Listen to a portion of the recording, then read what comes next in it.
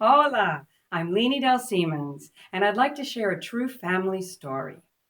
In these dark times of uncertainty and stress and social distancing, we often turn to story to try to help lift our hearts and our souls.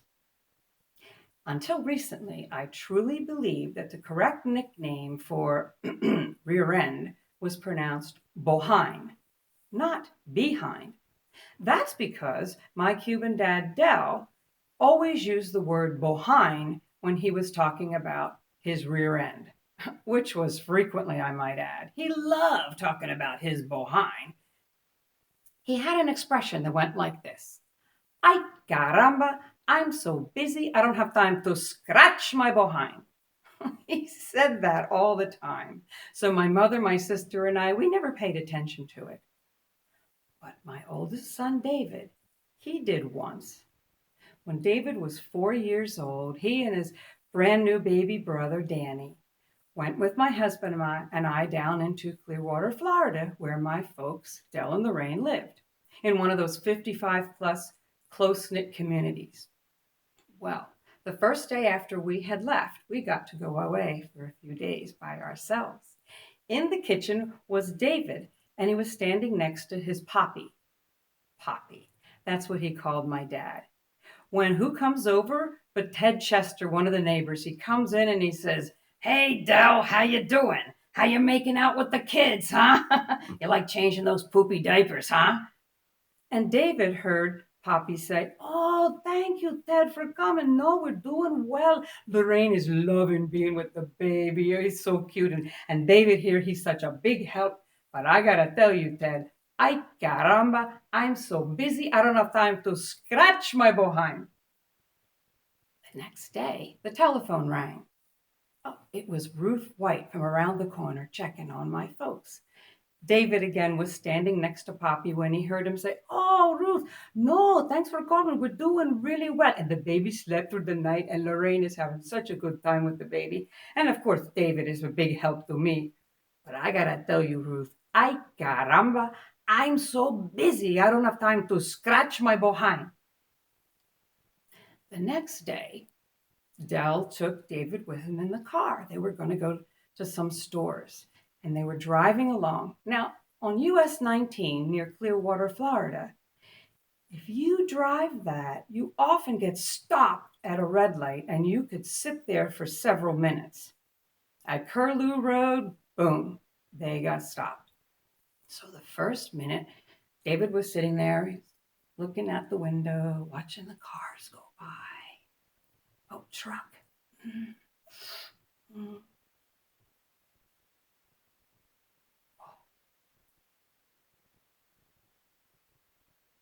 And after a while, he turned and he said, "Well, Poppy, aren't you going to do it?" "Do what, David? What are you talking about, eh?" "Well, Poppy, you have some time now. Aren't you going to scratch her behind?" At first, my father was confused. Then he smiled and looked at his grandson. "Do you know what, David? You're right. I do have time to scratch my behind." And he did. Well, that day, David went away feeling he had given his beloved Poppy a valuable gift. But we know it was my dad who did the giving that day. Many years later, when David was grown up, he was starting to look for colleges. And he was interested in checking out the Coast Guard Academy in New London, Connecticut. My parents happened to be visiting, and I happened to have a performance in Groton, Connecticut that night. So we decided. We all drove down and we went and toured the college, and then we had dinner. And then that night I went to the show and everybody was there. Now, the sponsor wanted me to come through and make a grand entrance through the drape. So my parents and David went and found a seat. So before the show started, I was kind of looking through the curtain to see if I could find them. And sure enough, I spotted them up in the balcony. I thought to myself, do I dare? I'd never told that story before in public. So I did. That was my second story. After the show, we all drove back to Massachusetts, where I lived, and didn't say much except the show was fun and they had a great time. And then my parents left the next day. Well, there I was at the kitchen sink, and I'm peeling potatoes, and I feel this big presence come up from behind me. And all of a sudden, thanks, Ma. What for, honey? Thanks, Ma, for telling that story when I could be there watching Poppy's face and see his smile through that whole story. You know what, Ma? I'm going to be leaving soon and going out in the big world myself, and I may never ever have an opportunity to watch Poppy while that story unfolded.